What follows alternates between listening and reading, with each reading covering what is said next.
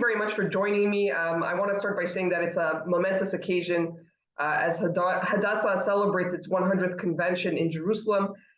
Joining me is past President Marlene Post, who's getting the Henrietta Zold Award, and current President Rhoda Smolau. With 300,000 members, Hadassah, the Women's Zionist Organization of America, is the largest Jewish women's group in America.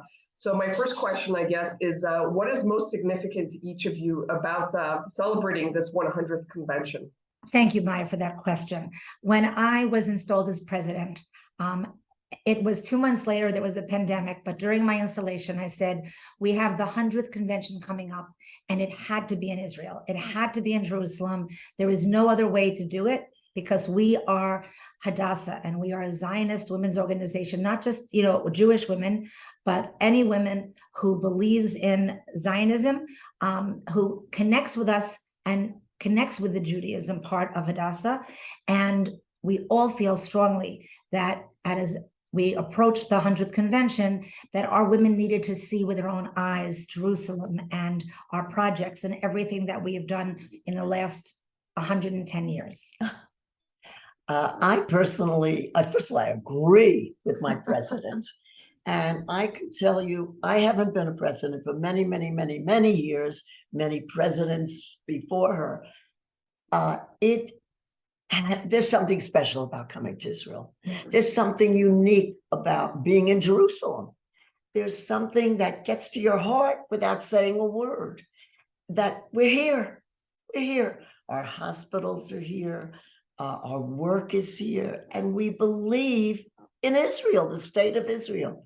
So I think for Rhoda and myself, I'm so happy she's the president. Thank you. Because, you can't always say what you want to say, but she chose to be here. And it sets a tone for the whole organization. She, our president, and I back her up for sure, chose to be in Jerusalem. I had tears in my eyes when I arrived, and I had tears in my eyes in the welcome dinner, because I could see on everyone's faces the joy and the pride and the passion they have for being here. And that's what I wanted to give to our women and their spouses if they brought them. The idea of how important Jerusalem and Israel is to us. And we can talk all we want back in the United States, but there is nothing like having feet on the ground in Eretz Israel. It just means so much to me, and I want to share that with everyone. Great. I guess the next thing I would ask is, since we're just coming out of the COVID-19 pandemic, how many people have been able to come to Jerusalem for this convention? And what was it like during the pandemic as well to hold meetings and to try to keep things afloat? The first answer is, I announced the convention at my installation, and I wanted 1,000 people. I remember in '91 when we had about 30 or 40 buses in Israel at a convention. And for me, that was so important to me that was my dream. I've accepted the fact that my dream is a little smaller now, and we have about 360 people here who are members. We also have guests and supporters and such. But we really had a problem with people being afraid to travel. And people, the uncertainty and signing up ahead of time and being afraid. I actually had people say I should cancel it or I should postpone it or do it in the States. And I was determined and praying every night since I started this, that we would find a window where it would be okay for us to come. And so we have about 360 actual members here, but they're from almost every state in the country. So they will bring back what they feel and what they saw with their own eyes, which is also important. As far as what it was like during the last 2.5 years, 2 months exactly after I was installed, the pandemic hit. And we learned a lot. We learned that Zoom was our best friend. I probably had 8 or 9 Zooms a day. And for the first 1.5 to 2 years, it was from my home with my virtual backgrounds on Zoom meetings constantly. So it was something we had to adjust to. In the end, we've discovered that Zoom can be our friend as well. Even though we're going back to in-person events and meetings, We reached more people than ever before. Women who couldn't travel, women who were not well enough to come to a meeting or were afraid, they were able to participate on Zoom. And I think we're going to go into a two types of worlds. We're going to have in-person events and meetings, and we may also start streaming them and including people in them in a way that we never could have imagined before the pandemic. We were successful in managing to keep our Hadassah spirit up, our donations flowing, and our excitement growing. The issue is we now want to re-energize people. When I became president, and everything starts from there, I said that my motto would be with pride, passion, and purpose. It was the way I felt. I wasn't making something up because I wanted to be cute. It's everything that I feel. And that's what I want to give to everyone. And even with the Zooms, we managed to connect to Israel with our offices in Israel, with our international offices in Israel, and keep the events going and really working hard to make our leadership and our membership and our donors feel that they were taken care of during this terrible time. In relation to, the numbers, so many people wanted to come. I have to tell you, as an old past president, I got a lot of phone calls. Is it safe? Is it okay? Is it this? Is that? People really wanted to come to Israel. Let's start there. Hadassah women and the men who belong to the men's grouping, but Hadassah women love Israel. It's a feeling that we have. We join Hadassah in America because, in great part, it's not just an organization, a lot of organizations around the world and in America, but Hadassah represents for us the importance of Israel. Our biggest facilities are in Israel. And if we could live here and be in America at the same time, I think we would all do that. Many people who are living in Israel have come from Hadassah in America and made Aliyah. It's not unusual. If we went through the members and the people who were here, we'd probably discover that so many people really love Israel and wanted to be here. So I know Rhoda was disappointed in the numbers, and I say that to you openly. It is not something that we are thrilled with, but we understood, because all the calls were people who say, I really want to come. I really want to come. I can't come. I was just sick. I had COVID. I had this. I had that. You understand. I can see already you understand that it is what it is. And the fact that Rhoda decided we're going and didn't cancel is 1,000% to her credit. I think that I've been told, and I can't see this as a fact, that we're one of the largest groups since COVID became manageable to come back as the Jewish Women's Organization to Israel. And I'm very proud of that. And yes, I was disappointed, but now into the days that we're here, it's been amazing. And knowing that really tomorrow night ends our convention, the faces and the comments I've got from people that I never met before to say thank you to me and to Hadassah for allowing them to come experience this has been very rewarding. Can I just add to what Rhoda just said? There are many people here whose names I sort of remembered from years ago that came. And I thought nobody would come. Everybody was afraid to travel. Maybe they would go to Florida, in America. We'll go to Florida, it's warm. But even Florida, they didn't go to. But so many people wanted to be here and just were afraid to come. And I understand that. I'm an old nurse, believe me. I understand. But that's life. And Rhoda makes it beautiful for all of us to be happy and be here. I guess my next question is for you, Marlene. I know that tonight we're celebrating something very important. You're going to be receiving the Henrietta Zold Award. So I wanted to ask you how you feel about that, about receiving such a prestigious award. Upset. I'll tell you why. I feel upset because so many people deserve such an award. everybody who even came should be getting an award because they came. And it's the beginning of coming back, hopefully, the way we used to come. As you may or may not know, we've had 1,000 people come on a mission. We've had, we love our work in Israel. That's number one. Between the hospitals and Youth Aliyah, we really do love our work in Israel. We love the people of Israel. We love to connect to Israel. And, how do I feel? When Rhoda told me she would like me to have this award, I think I said to you, why me? And you know what? I'm interrupting. There was no question that when we have. I'm old, that's why. No. There is a committee of past presidents, and the most recent past president is the chair. And generally that we have this committee meeting. And we always look into the world of people who've made a difference, people who have an impact on the things we believe in Zionism, in Judaism, in making the world a better place. And there are many presidents, and not to put any other presidents down, and there are many people who deserve. When we sat and talked and we wrote down the criteria for the award, and we wrote down the people who would make us proud, it kept coming back to Marlene. And the bottom line is she's very modest. She is known worldwide. She's been in many Jewish philanthropies, Jewish leadership positions in other organizations. She has, in my mind, she is a mentor of mine. I think she's been incredible.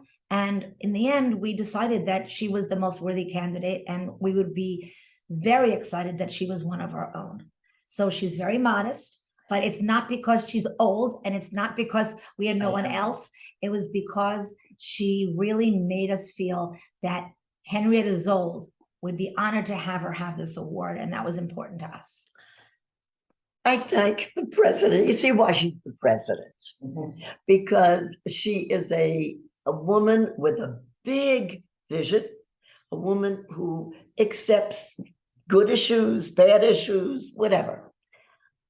I have to say, did I say yes right away? No, I said no. I said you thought you had to think. I had to think about it. But I told you tough. Because Henrietta Zold was a role model, and so are you. Thank you, my president. But Henrietta Zold represents for all of us the dream, what became the reality, and we're all proud that we can do work for Israel, for the state of Israel, that we all prayed for as young people, that we all hoped would happen, that we adore the Israelis. Today, Danny Danon called, and he hadn't responded. And is there a space? And there really isn't, but Naomi said, we'll get you in. I mean, they're calling because everyone in the Jewish world knows Marlene and knows what she's done. And truthfully, she can be very modest, but she has been an incredible role model for all of us, as well as for many other Jewish organizations. I could name them. There are so many. I mean, I can make a list for you, but there are so many where she has a very important role, and she deserves this award. Oh, I wanted to just ask, since we're talking about Henrietta Zold, how do you think the issues have changed since Henrietta Zold was at the helm of Hadassah? And what are the kind of programs and things that Hadassah is now funding and involved with, and how has that changed over the decades? So many things have stayed the same, and so many things have changed. So, for example, Henrietta Zold rescued the Jewish children from the war and brought them to Youth Aliyah. Right now, we rescue children from the Ukraine, and we have more than 50 children from the Ukraine at both of our Youth Aliyah villages, which to me was so much Henrietta Zold's vision that it was without a question something we had to do. Perhaps the facilities are more modern, and they have so much more that they can do within the youth villages compared to what it was when she started. But the youth villages, Meah Shafea and Ne'arim, had the same goal to provide education, security, and really support to these children, from disadvantaged youth to immigrants who need a home. So that is very much the same as Henrietta Zold's vision, as far as I'm concerned, and we're all very proud of that. It was a big part of our women feeling like we couldn't help the Ukrainians, but we were helping by providing the support for our youth villages. In the hospital, well, there's no question, healthcare changes from minute to minute. Whatever was new yesterday is old today. So we are finishing recreating and re-envisioning the round building, which is our iconic original building. We are in the midst of building a magnificent rehab center at Mount Scopus campus. We are going more virtual and more IT with all sorts of infrastructure. We have, I think for me right now, we have an amazing, I call it my triangle, because we have an amazing relationship between our chairwoman of the HMO board and our director general and HWZOA. And we're working really hand in hand together for the first time in a long time, really cooperating and building and creating ideas and what and how to make our hospitals really worldwide the best there is within Israel as well as within the world. And it's happening. So I don't think that's a change. It's just on the continuum of the future. Look, everything changes every day because every day you have a new whatever. I agree with Rhoda, every word she said. I think that what has changed, unfortunately, is that there are new diseases that we never anticipated. COVID, I mean, I'm a nurse. COVID, we are both married to physicians. And you know what? I don't think they anticipated COVID either. But for us as an organization, for Rhoda as our leader, Hadassah continues to grow. Hadassah continues to influence in America people on many different levels. Our membership continues to grow. The organization, you know, I once thought years ago when I was president, oh my goodness, what's going to happen in 10 years? We'll all be dead. But you know what? Just have new people keep coming in, and they love the relationship with Israel. They love the healthcare aspect. They love the educational aspect through our youth villages. They love just being part of Israel. We don't live there. And I have a feeling Rhoda and I both say, oh boy, would we love to live in Israel. But we don't. We have families in America and so forth. I'll tell you, I would love to live in Israel even today. It's not, that hasn't changed, and it won't change in Rhoda either. We feel this connection. And you're a beautiful lady, by the way. On the screen, I'm looking at you. Yes, yes. And I just want to say that for us, Israel is number one in importance. For all the organizations we both belong to and we both go to and we both participate in, the truth is, Israel is still number one for us and for our members. Our members feel this passion for Israel. And so, what's new? I also think that Hadassah and our hospitals have always been strong during crises. So going back to intifadas and wars, we always were famous for our trauma doctors and our Center for Emergency Medicine and how we respond to crises. And that really empowers our members and our donors. We responded with we were the first organization that created 3 clinics on the border of Ukraine and Poland. And we were the first ones there, and we were a model for others. And that I'm proud of that. And it was wonderful to be the first and to do a good job, but it's always been like that. Hadassah has been known to respond to crises, and it's just a different type of crisis. And I believe that that's why we also do what we do as American Jewish women, because we're so proud. And it's not just while we believe and we want it to be the strongest healthcare institution in Israel and the Middle East. We're also very proud that they were there during the earthquakes in Haiti, and they were there when the building collapsed in Miami, and they went to the Ukraine. So, but that's been the way it's always been. So it's just something that also adds to our passion and why we are part of the organization. I agree with every word you said. Great. So I guess my next question is a little bit of a two-pronged question. It's kind of looking towards the future. You know, a lot of people have said that America is very divided now. Would you say that Hadassah represents a cross-section of women, both Republican and Democrat? Is it a bipartisan organization? And the next part of the question is sort of related, but not exactly. It's looking ahead, what do you think are the biggest challenges for women in America in terms of just in general and also in terms of advocacy and supporting Israel? What are the things you're most concerned about? So our organization has 300,000 women who are in every state in the United States. And if you understand the geopolitical scene in America, we have from the right to the left and in between. And it is a fine line that we cross. I get love letters and I get hate letters. They react when they feel they need to. We stick to, when I was a young leader and a first president of a young leaders group, we were taught that Hadassah supports the sitting government of the United States and of Israel. We don't get involved in politics. We get involved when there are issues that impact women, not just Jewish women, but women, and then that also impact, in America, Israel, Zionism, anti-Semitism, things like that. So in America, regardless of who's the president or who is the leadership, we believe in certain things that impact women, women's health equity, women's ability to be free for choice. We don't support, and this is a big issue for everyone, we don't support abortion, or we aren't against it. We just say that in every aspect of our lives, a woman shouldn't have a government or a man or anyone tell us what we should do, whether it's with our bodies, with our vote, with our lives. And so that's where we are. We're very much about women's empowerment. And that's where we stand.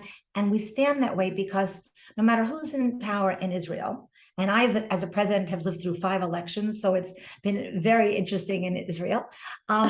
We really believe that it is not our right, or really the responsibility to us, to tell Israelis, number one, how to vote and who to vote for, and also how to live within the political world that exists at that moment.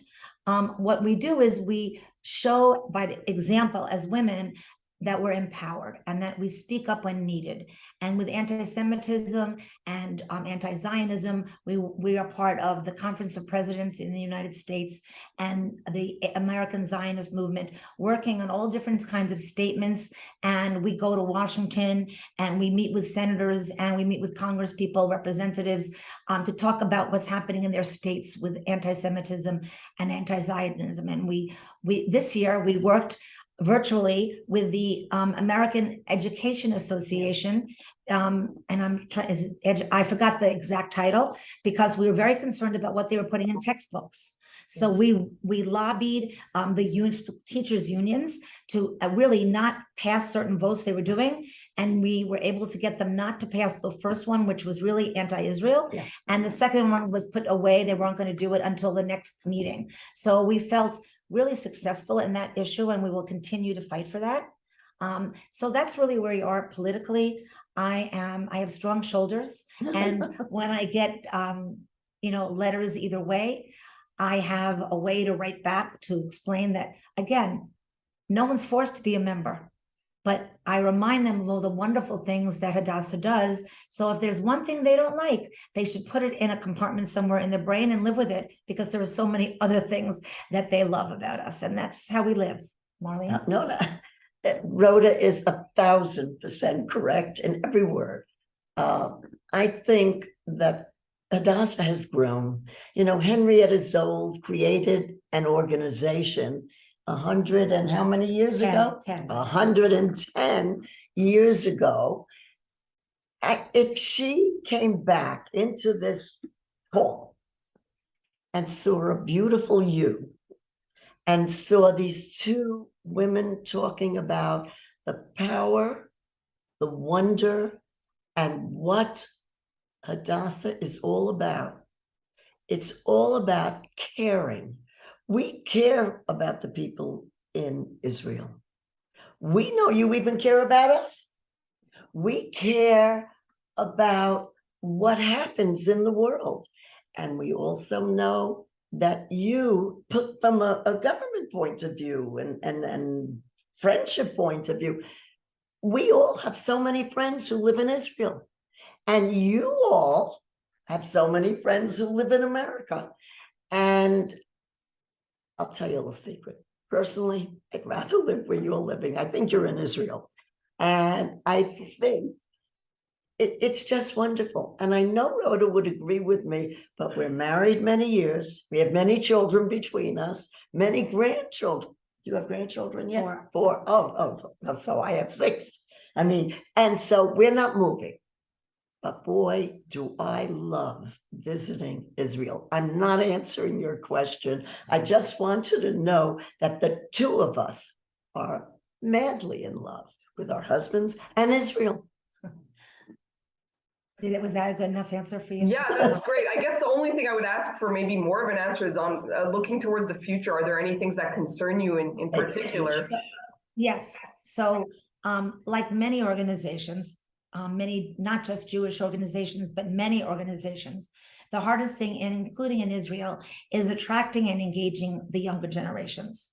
Many of them are not joining. They don't understand the need for community. In my generation, and even the generation after mine, we felt a responsibility to join a synagogue. We felt a responsibility to join many different things because we were taught about community. And some of that was because our generations before us almost lost community from the war and everything else. And so that became something that was passed down to us. The younger generation now, and my children, and I'm lucky my children are part of community, but many of them aren't interested in joining organizations. They're not even interested in joining their own schools, PTAs. They have their own lives. And I do not believe it's because they're working, because we have many members my age and maybe a few years younger and a few years older who work throughout their activities with Hadassah. I just believe it's a different mindset. And so we have created a new department called Evolve, and it's about evolving younger women and involving them to find out how we can engage them. And it may look very different in the future. I'm not afraid of change at all. I am afraid of not changing with the times so we don't exist. And the change that I see is that women, the younger generations, are not going to be on a board where they meet every month and they have work to do every second and committed to the organization. They may meet virtually. They may meet in person a couple of times a year. They may create a few events a year, but it's not going to look like our Hadassah. It's going to be their Hadassah. And again, I will say that, and I'm going to contradict myself. I don't believe in assuming anything. And we always say assume is a bad word. What we need to do is listen. And we are listening to the younger generations, the 40-year-olds, the 30-year-olds. We're listening to what they want. And in some areas of our country, they want to join a group and have a connection. And in other areas, it's just not for them. So we are looking for change. We think that will change and will help Hadassah for the future. We're looking down the road. I really do believe that because of the pandemic, we're never going back full-time to in-person anything. We will be using Zoom or another technology in the future to connect. And that's going to look very different also. I don't want to sound like I'm always positive. I am the most smiley no matter what happens. The only one who knows how I feel honestly is my husband, and poor thing gets all the fetching. But the truth of the matter is, we haven't found the magic yet with the younger women. It's what we're working on, and I'm determined before I'm done with my presidency to really see. And we have about 50 women here who are within the ages of Evolve, and we have 10 Hadassah Evolve fellows who have certain requirements when they go back to the States to talk about Hadassah to become leaders in their areas. And we're working on that. We're also strategizing on different ways to fundraise. I have a problem with the fact that for many people, when you say Hadassah, they say my grandmother was in Hadassah. They don't say they were in Hadassah or their mothers were in Hadassah. I want to make it a multi-generational proud organization. So we have to find that magic pill that will not just make it your grandmother's generation, but all of our generation.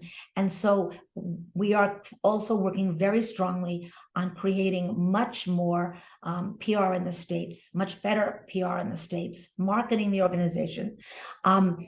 Also raising, and I would want to think how to say it politely and nicely, raising the visibility and the quality, I don't think quality is not the right word,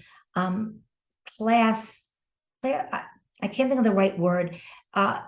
We want to be an organization where people want to be a part of it because it's the cool thing to do, not just because they have to do it or their parents made them members. We want to be an organization that if they feel they're not in it, they're missing something. So we're working on PR, we're working with the younger women, we're strategizing on many different things because we want to and we will be here for the next 100 years. Thank you very much. Who would argue with that? She's 1,000% correct. And our magic pill is Rhoda Smile, our president.